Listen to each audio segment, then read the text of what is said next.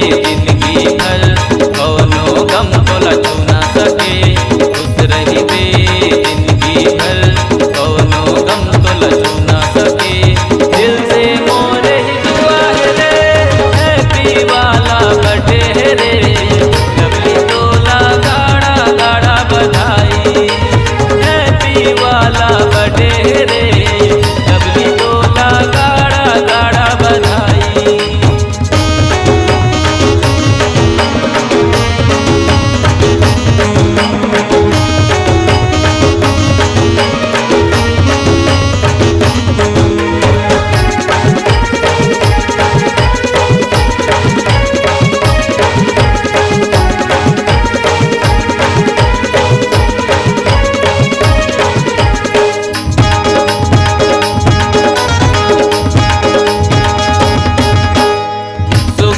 हरे लागे रे लवली, देख तोला चंदा भी लजागे रे लवली।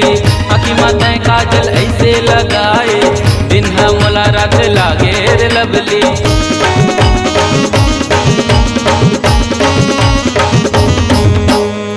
सुखत हरे लागे रे लवली, देख तोला चंदा भी लजागे रे लवली।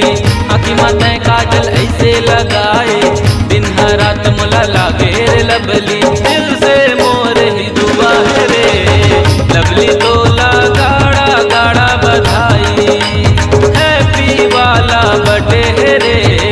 लवली तोला गाड़ा गाड़ा बधाई।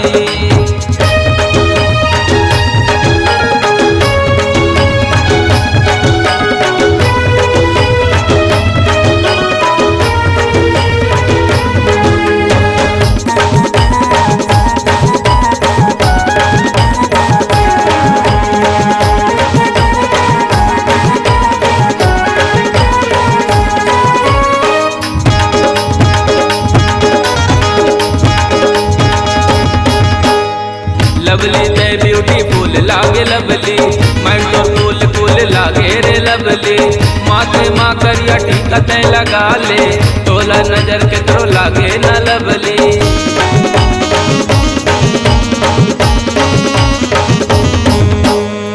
लवली ते ब्यूटीफुल लागे लवली, माइंड तो कूल कूल लागे रे लवली।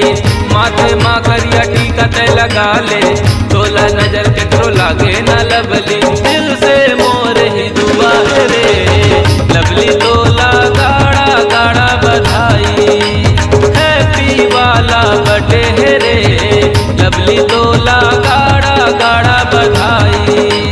खुश रही बे जिंदगी भर कौनो गम तोला छू ना सके।